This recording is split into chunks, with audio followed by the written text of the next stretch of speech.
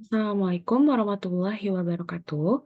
Perkenalkan, nama saya Nadira Maulan Azizah dengan NPM 211000077.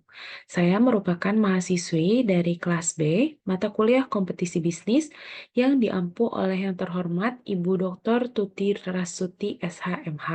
Pada kesempatan ini, saya yang merupakan anggota kelompok 8 akan membahas tentang Bab 8 mengenai pengecualian dalam Undang-Undang Nomor 5 Tahun 1999.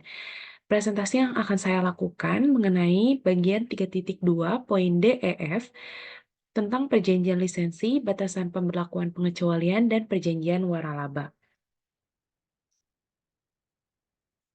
Yang pertama ada perjanjian lisensi. Perjanjian lisensi adalah perjanjian antara dua pihak atau lebih yang mana satu pihak, yaitu pemegang hak, bertindak sebagai pihak yang memberikan lisensi, sedangkan pihak lain bertindak sebagai pihak yang menerima lisensi. Lalu, apa yang dimaksud dengan lisensi itu? Lisensi merupakan izin untuk menikmati manfaat ekonomi dari suatu objek yang dilindungi haki atau hak kekayaan intelektual untuk jangka waktu tertentu, yang mana sebagai imbalan atas pemberian lisensi tersebut, penerima lisensi wajib membayar royalti dalam jumlah tertentu dan untuk jangka waktu tertentu. Selanjutnya ada informasi yang terkandung dalam perjanjian lisensi. Perjanjian lisensi dapat memiliki banyak variasi. Ada perjanjian lisensi yang memberikan izin kepada penerima lisensi untuk menikmati seluruh hak eksklusif yang ada, ataupun perjanjian lisensi yang hanya memberikan izin untuk sebagian hak eksklusif saja, misalnya lisensi produksi atau penjualan saja. Perjanjian lisensi harus dibuat secara tertulis dan harus ditandatangani oleh kedua pihak.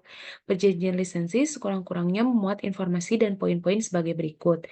Yang pertama, tanggal, bulan, dan tahun tempat dibuatnya perjanjian lisensi. Yang kedua, nama dan alamat lengkap serta tanda tangan para pihak yang mengadakan perjanjian lisensi. Yang ketiga, objek perjanjian lisensi. Yang keempat, jangka waktu perjanjian lisensi. Yang kelima, dapat atau tidaknya jangka waktu perjanjian lisensi diperpanjang. Yang keenam, pelaksanaan lisensi untuk seluruh atau sebagian dari hak hak eksklusif. Yang ketujuh, jumlah royalti dan pembayarannya. Yang kedelapan, dapat atau tidaknya penerima lisensi memberikan lisensi lebih lanjut kepada pihak ketiga.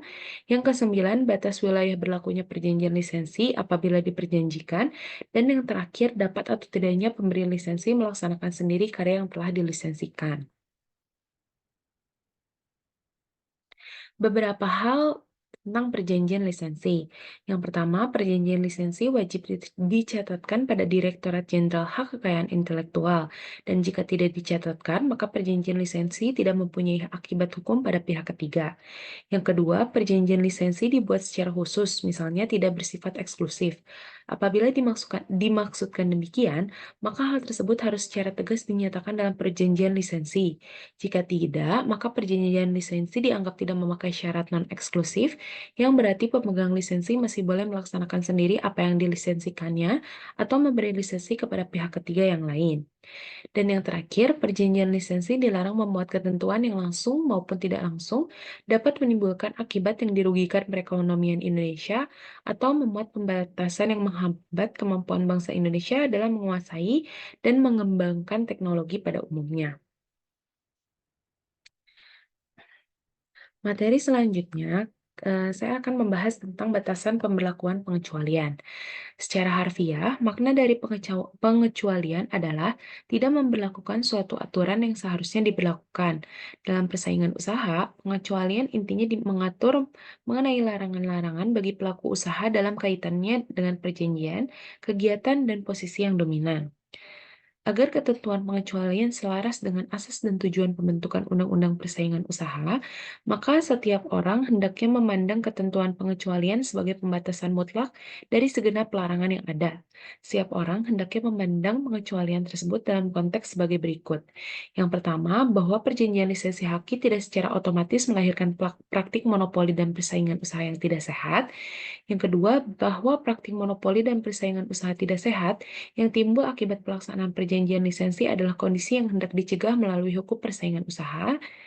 Yang ketiga, bahwa untuk memberlakukan hukum persaingan usaha terhadap pelaksanaan perjanjian lisensi haki haruslah dibuktikan yang pertama berdasarkan perjanjian lisensi haki tersebut telah sesuai dengan persyaratan yang ditetapkan dalam perundang-undangan haki dan adanya kondisi yang secara nyata menunjukkan terjadinya praktik monopoli dan persaingan usaha tidak sehat. Dan yang terakhir, bahwa pengecualian dari ketentuan hukum persaingan usaha terhadap perjanjian lisensi haki hanya diberlakukan dalam hal perjanjian lisensi haki yang bersangkutan tidak menampakkan secara jelas sifat anti persaingan usaha. Dan selanjutnya ada unsur kesepakatan eksklusif dalam perjanjian lisensi haki. Unsur-unsur tersebut terdiri dari satu penghimpunan lisensi atau pooling lisensi dan lisensi silang atau cross licensing. Yang kedua ada pengikatan produk atau tying arrangement dan yang ketiga ada pembatasan dalam bahan baku. Selanjutnya yang keempat ada pembatasan dalam produksi dan penjualan, ada pembatasan dalam harga penjualan dan harga jual kembali, dan yang terakhir ada lisensi kembali atau grant back. Apabila suatu Apabila dalam suatu perjanjian lisensi ditemukan sifat anti persaingan, maka penerapan pasal 50 huruf B Undang-Undang Nomor 5 Tahun 1999 dapat dilaksanakan. Dengan kata lain, perjanjian lisensi tersebut dikecualikan. Namun, apabila ditemukan sifat anti persaingan dalam perjanjian lisensi, maka pengecualian tidak dapat diterapkan sehingga pemeriksaan kasus dilanjutkan untuk memeriksa kemungkinan terjadinya praktik monopoli dan atau persaingan usaha yang tidak sehat.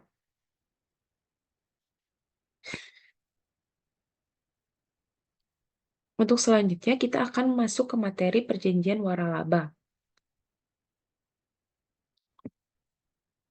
Dalam pasal 1 angka 1 Peraturan Pemerintah Nomor 42 Tahun 2017 tentang waralaba didefinisikan sebagai hak khusus yang dimiliki oleh orang perseorangan atau badan usaha terhadap sistem bisnis dengan ciri khas usaha dalam rangka memasarkan barang dan atau jasa yang telah terbukti berhasil dan dapat dimanfaatkan dan atau digunakan oleh pihak lain berdasarkan perjanjian waralaba.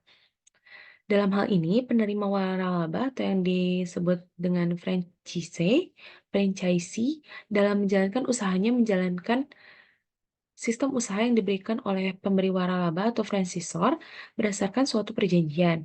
Perjanjian tersebut berisi tentang hak dan kewajiban masing-masing pihak sesuai dengan kesepakatan yang mereka buat. Karena pemberi waralaba bersedia menyerahkan semua sistem usaha pada penerima waralaba, maka perjanjian waralaba mencakup perjanjian lisensi yang merupakan salah satu jenis dari hak kekayaan intelektual atau haki. Undang-Undang Nomor 5 Tahun 1999 memberikan pengecualian untuk tidak memberlakukan ketentuannya terhadap perjanjian yang berkaitan dengan waralaba, yakni sebagaimana diatur dalam pasal 50 huruf B, termasuk yang dikecualikan dari ketentuan pasal 50 huruf B Undang-Undang Nomor 5 Tahun 1999 adalah perjanjian yang berkaitan dengan haki antara lain mengenai lisensi. Selanjutnya, ada materi tentang perjanjian dan waralaba.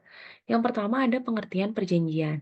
Dalam pasal 1 angka 7 Undang-Undang Nomor 5 Tahun 1999, perjanjian didefinisikan sebagai suatu perbuatan satu atau lebih dari pelaku usaha untuk mengikatkan diri terhadap satu atau lebih pelaku usaha lain dengan nama apapun baik tertulis maupun tidak tertulis. Sedangkan pengertian waralaba diatur dalam pasal 1 angka 1 Peraturan Pemerintah Nomor 42 Tahun 2007 tentang waralaba yang mendefinisikan waralaba sebagai hak khusus yang dimiliki oleh orang perorangan atau badan usaha terhadap sistem bisnis dengan ciri khas usaha dalam rangka memasarkan barang dan atau jasa yang telah terbukti berhasil dan dapat dimanfaatkan dan atau digunakan oleh pihak lain berdasarkan perjanjian waralaba. Berikut ada beberapa kriteria waralaba. Yang pertama, memiliki ciri khas usaha. Yang kedua, terbukti sudah memberikan keuntungan. Yang ketiga, memiliki standar atas pelayanan yang ditawarkan secara tertulis. Yang keempat, mudah diajarkan atau diaplikasikan. Yang kelima, terdapat dukungan yang berkesinambungan. Dan yang terakhir, hak kekayaan intelektual yang telah terdaftar. Syarat perjanjian waralaba. Syarat perjanjian waralaba diatur dalam pasal 4 sampai dengan pasal 6 Peraturan Pemerintah Nomor 42 Tahun 2007 tentang waralaba. dan pasal 26 huruf C serta pasal 29 Undang-Undang Nomor 20 Tahun 2008 tentang usaha mikro, kecil, dan menengah yang secara garis besar terdiri dari beberapa syarat sebagai berikut. Yang pertama, waralaba diselenggarakan berdasarkan perjanjian tertulis dengan memperhatikan hukum Indonesia. Yang kedua, memuat klausula pemberian hak bagi penerima waralaba untuk menunjuk penerima waralaba lain. Yang ketiga, memberikan kesempatan dan mendahulukan usaha mikro, kecil, dan menengah yang memiliki kemampuan. Yang keempat, mengutamakan penggunaan barang dan atau bahan hasil produksi dalam negeri. Dan yang terakhir, pemberi waralaba wajib memberikan pembinaan dalam bentuk pelatihan, bimbingan, operasional, manajemen, pemasaran, penelitian, dan pengembangan kepada penerima waralaba secara berkesinambungan. Selanjutnya, kita akan masuk ke materi mengenai unsur-unsur pasal 50 huruf B, khususnya mengenai perjanjian yang berkaitan dengan waralaba. Yang pertama, perjanjian. Unsur yang pertama itu adalah perjanjian. Mengenai perjanjian harus mengacu pada ketentuan pasal 1 angka 7 Undang-Undang Nomor 5 Tahun 1999 dan prinsip pembuatan perjanjian harus mengacu pada ketentuan pasal 1320 dan pasal 1338 Kitab Undang-Undang Hukum Perdata. Yang kedua, yang berkaitan dengan harus dapat dibuktikan bahwa perjanjian yang dibuat oleh pemberi dan penerima waralaba benar-benar memenuhi kriteria waralaba sebagaimana yang telah ditentukan oleh perundang-undangan. Dan yang terakhir, unsur terakhir adalah waralaba. Pengertian, kriteria, dan ketentuan yang harus dimuat dalam perjanjian waralaba dan semua yang terkait dengan waralaba mengacu pada ketentuan PP nomor 42 tahun 2007 tentang waralaba. Materi yang terakhir adalah penerapan pasal 50 huruf B, khususnya mengenai perjanjian yang berkaitan dengan waralaba. Yang pertama, prinsip penerapan persaingan usaha dalam perjanjian waralaba diarahkan untuk mencapai tujuan sebagaimana diatur dalam pasal 3 Undang-Undang Nomor 5 Tahun 1999. Dan yang kedua, penerapan ketentuan pasal 50 huruf B terkait dengan perjanjian waralaba, KPPU harus mempertimbangkan dengan bijaksana agar tidak melanggar hakikat tujuan dibentuknya Undang-Undang Nomor 5 Tahun 1999. Mungkin sekian presentasi yang dapat saya paparkan. Mohon maaf bila masih banyak terdapat kesalahan dan kekurangan dalam penyampaian maupun kata-kata. Semoga presentasi ini dapat diterima dengan baik. Wassalamualaikum warahmatullahi wabarakatuh.